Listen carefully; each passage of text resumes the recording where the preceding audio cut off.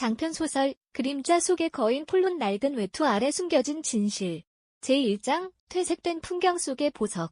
서울 도심의 소음이 닿지 않는 성북동 자락, 고즈넉한 한옥의 정취를 간직한 대저택 청목제의 아침은 차분하게 시작되었다. 72살의 박건우는 정갈하게 닦인 툇마루에 앉아 식어가는 찻잔을 내려다보았다. 70년대 구로공단의 거친 기계 소리 속에서 맨손으로 일궈낸 섬유 제국은 이제 그의 아들에게 넘어갔지만 그가 평생을 바쳐 모은 부의 무게는 여전히 그의 어깨 위에 고스란히 남아있었다. 건우는 자리에서 일어나 오장을 열었다. 이태리 명장들이 한 땀 한 땀 바느질한 수천만 원대의 정장들이 즐비했지만 그의 손이 향한 곳은 구석에 걸린 낡은 회색 점퍼였다. 10년도 더 되어 소매 끝이 해진 그 점퍼는 그가 가장 힘들었던 시절을 함께한 전우와도 같은 옷이었다. 여보, 오늘도 그 옷이에요? 좀 번듯하게 입고 나가시지. 아내 수님이 안타까운 듯 물었지만 건우는 그저 허어 웃으며 빛바랜 면바지를 꿰어 입었다. 사람이 옷을 입는 거지 옷이 사람을 입는 건 아니잖나. 오늘은 조용히 옛날 음반이나 좀 찾아보러 갈까 하네. 차고에는 롤스로이스와 마이바흐가 위용을 뽐내며 서 있었지만 건우가 집어든 열쇠는 구석의 먼지를 뒤집어 쓴 채 서 있는 빨간색 구형 경차 마티즈의 것이었다. 아내의 운전 연습용으로 샀던 이 작은 차는 이제 건우가 세상의 시선으로부터 자유롭고 싶을 때 찾는 유일한 안식처가 되어 있었다. 낡은 엔진이 가르릉거리며 깨어났다. 건우는 스마트폰을 꺼내 잔액을 확인했다. 하늘저축은행 앱의 화면에는 2247억이라는 숫자가 무심히 떠 있었다. 친구의 아들이 사업을 시작할 때 우정으로 넣어두었던 돈이 어느덧 거대한 산이 되어 있었다. 하지만 건우에게 그 숫자는 그저 숫자일 뿐 그의 본질을 바꾸지는 못해. 제2장 차가운 담벼락. 건우가 즐겨 찾는 중고 음반점 고음반 근처는 평소보다 붐볐다. 주차장은 공사 중이었고 골목마다 차들이 빽빽했다. 건우는 천천히 차를 몰아 인근의 5층 건물로 향했다. 그곳 1층에는 그가 거액을 예치해둔 하늘저축은행 서부 지점이 있었다. 주차장 입구에 다다르자 선글라스를 낀 50대 관리인 김씨가 앞을 막아섰다. 그는 건우의 낡은 마티즈를 아래 위로 훑더니 노골적으로 인상을 찌푸렸다.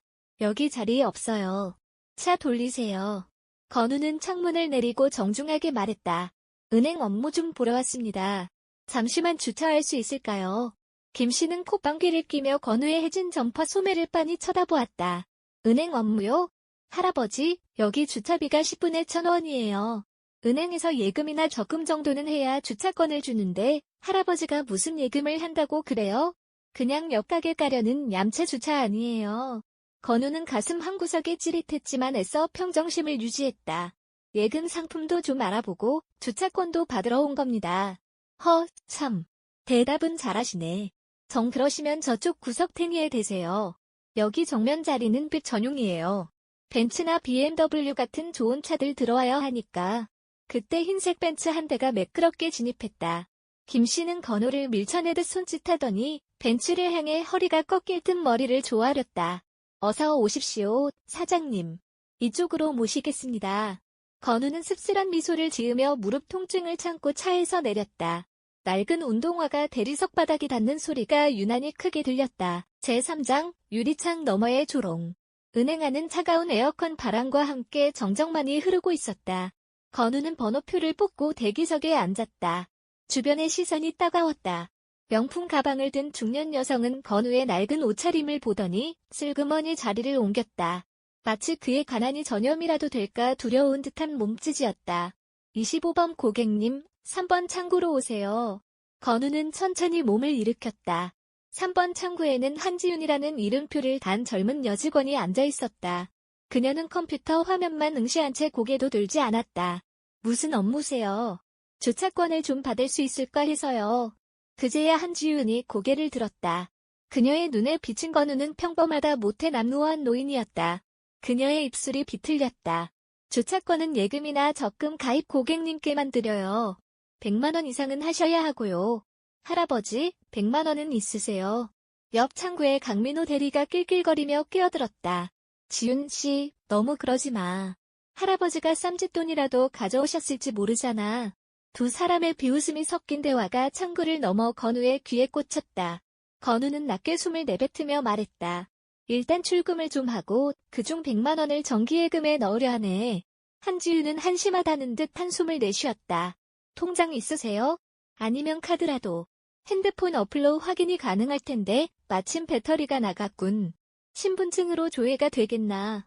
건우가 신분증을 내밀자 한지윤은 그것을 낚아채듯 가져갔다. 그녀의 목소리에는 이제 짜증이 가득했다. 할아버지, 정말 100만 원은 있는 거 맞죠? 없으면 저 퇴근 늦어지거든요. 뒤에 손님 기다리는 거 안 보여요. 실제로 대기 손님은 한 명뿐이었지만 그녀는 건우를 쫓아내는데 혈안이 되어 있었다. 제4장 2천억의 무게. 건우의 눈빛이 차갑게 가라앉았다. 그는 평생 누군가를 무시해본 적이 없었다. 부의 가치는 나눔과 존중에서 온다고 믿었기 때문이다. 하지만 눈앞의 젊은이들은 인간에 대한 기본적인 예의조차 상실해 있었다. 그럼 얼마를 찾으실 건데요? 10,000원? 20,000원? 한지윤이 비아냥거렸다. 건우는 조용하지만 또렷한 음성으로 대답했다.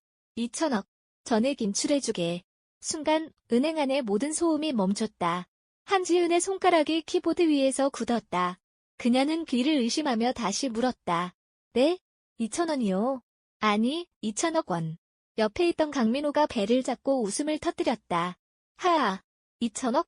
할아버지, 오늘 만우절 아니에요. 할아버지가 2천억 있으면 내가 이 은행 지점장이 아니라 은행장 하겠네. 주변의 직원들도 하나둘 모여들어 건우를 미친 노인 취급하며 비웃기 시작했다. 한지윤은 조롱 섞인 표정으로 신분증을 스캐너에 올렸다. 좋아요, 확인해드릴게. 근데 땡전 한 푼 없으면 바로 경찰 부를 거니까 각오하세요. 그녀가 엔터키를 눌렀다. 화면에 박건우의 계좌 정보가 로딩되었다.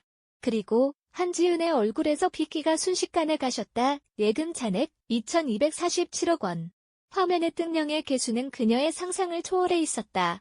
그녀의 눈동자가 격하게 흔들렸다. 1, 10, 100, 1000. 그녀는 몇 번이고 숫자를 다시 세었다. 옆에서 훔쳐보던 강민호의 얼굴도 경악으로 물들었다. 이게 뭐야? 2,200억. 강민호의 목소리가 떨리다 못해 찢어졌다. 창구 뒤쪽에서 이 광경을 지켜보던 직원들이 비명을 지르듯 웅성거렸다.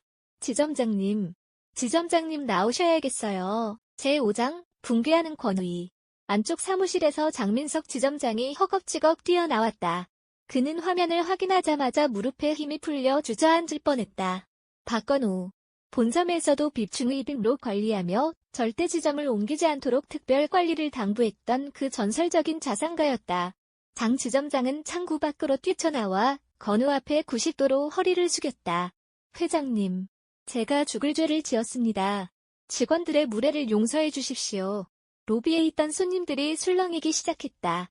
지점장이 머리가 땅에 닿도록 사죄하는 상대가 아까 무시당하던 낡은 점퍼의 노인이라는 사실에 모두가 얼어붙었다. 건우는 차가운 시선으로 한지윤과 강민호를 바라보았다. 그들은 이미 사색이 되어 온몸을 사들사들 떨고 있었다. 사람을 대하는 태도가 그 은행의 수준이라 생각하네. 겉껍데기만 보고 속을 조롱하는 이들에게 내 돈을 맡길 이유는 없지. 당장 전액 인출 절차를 밟아주게. 회장님, 제발 재고해 주십시오. 한 번에 이 정도 금액이 빠져나가면 우리 지점은 존폐 위기에 처합니다. 장 지점장의 애원에도 건우의 결심은 단호했다. 주차권 하나를 위해 100만 원이 있는지 증명해야 하는 곳에서 내 2천억은 너무 무거운 짐이 아니겠나. 결국 건우는 주차권을 받아 들고 은행을 나섰다. 주차장 관리인 김씨는 이미 상황을 전해 들었는지 사색이 된 얼굴로 건우의 마티즈 문을 직접 열어주며 손을 떨었다. 건우는 그에게 주차권을 건네며 나지막이 읊조렸다. 건물주라고 하셨던가. 다음번엔 사람을 먼저 보시. 제6장, 추락한 이들의 초상. 그날 이후 하늘저축은행 서부지점은 아비규환에 빠졌다. 거물금 예금주가 돈을 뺐다는 소문은 순식간에 퍼졌고 불안감을 느낀 고객들이 너도나도 예금을 인출하러 몰려드는 그런 사태가 발생했다. 한 달이 채 되지 않아 지점은 폐쇄 결정이 내려졌고 한지윤과 강민호는 해고 통보를 받았다. 겨울의 초입, 건우는 우연히 길을 걷다 낡은 분식집에서 앞치마를 두르고 떡볶이 판을 닫고 있는 한지윤을 발견했다. 예리했던 눈빛은 온데간데였고 그녀의 얼굴에는 고단함과 후회만이 가득했다. 옆 공사 현장에서는 강민호가 땀범벅이 된 채 자재를 나르고 있었다. 그는 더 이상 은행원으로서의 거만함을 찾아볼 수 없었다. 그들은 자신들이 가볍게 던진 조롱의 대가가 얼마나 무거운지 온몸으로 체감하고 있었다. 건우는 그들을 물끄러미 바라보았다. 분노는 이미 사라진 지 오래였다. 그저 인간이 가진 어리석음과 그로 인해 잃어버린 기회들이 안타까울 뿐이야. 제7장 두 번째 기회, 지혜의 샷. 건우는 결단을 내렸다. 그는 폐쇄된 은행 건물을 통째로 매입했다. 그리고 그 자리에 새로운 금융협동조합을 세웠다. 이곳의 모토는 단 하나, 모든 인간은 평등하게 대우받을 권리가 있다는 것이었다. 그는 한지용과 강민호를 불렀다. 두 사람은 건우 앞에 서자마자 고개를 들지 못한 채 눈물을 흘렸다. 회장님, 정말 죄송했습니다. 그때의 저희가 얼마나 못났었는지 매일 밤 후회했습니다. 건우는 그들에게 새로운 은행의 면접 기회를 주었다. 하지만 조건이 있었다. 가장 낮은 곳에서부터 시작하여 사람의 마음을 읽는 법을 먼저 배우라는 것이었다. 한지우는 상담 창구가 아닌 로비의 안내원으로, 강민호는 현금을 나르는 보안 요원이 아닌 주차관리 보조로 다시 시작했다. 주차장 관리인이었던 김씨 역시 정식 보안 요원으로 채용되어 이제는 경차 등 고급차든 상관없이 모든 손님에게 진심 어린 인사를 건넸. 에필로그, 진정한 부의 의미. 1년 뒤 새로운 은행의 개업식 날. 건우는 다시 낡은 회색 점퍼를 입고 마티즈를 몰아 은행 앞에 섰다. 어서 오십시오, 회장님. 아니, 고객님. 입구에서 김씨가 환하게 웃으며 문을 열어주었다. 창구에서는 한지윤이 할머니 고객의 손을 맞잡고 친절하게 설명을 이어가고 있었다. 로비에서는 강민호가 거동이 불편한 노인의 짐을 정성껏 들어주고 있었다. 건우는 그 풍경을 보며 만족스러운 미소를 지었다. 그는 깨달았다. 진정한 부는 계좌의 연계수가 아니라 사람과 사람 사이에 흐르는 온기 속에 있다는 것을. 한옥 대저택 청목제로 돌아가는 길, 건우는 8가지 인생의 비밀을 떠올렸다. 그것은 돈으로 살 수 없는, 그러나 인생의 황혼을 가장 찬란하게 빛내주는 보물들이었다. 첫째, 타인의 겉모습은 그의 영혼을 대변하지 않는다. 둘째, 존중은 가장 값비싼 이자를 낳는다. 마침표 그리고 8째, 두 번째 기회는 세상을 바꾸는 씨앗이 된다. 건우의 빨간 마티즈가 노을 속으로 천천히 사라졌다. 그 뒤로 비치는 그림자는 그 어느 웅장한 대저택보다 크고 깊었다.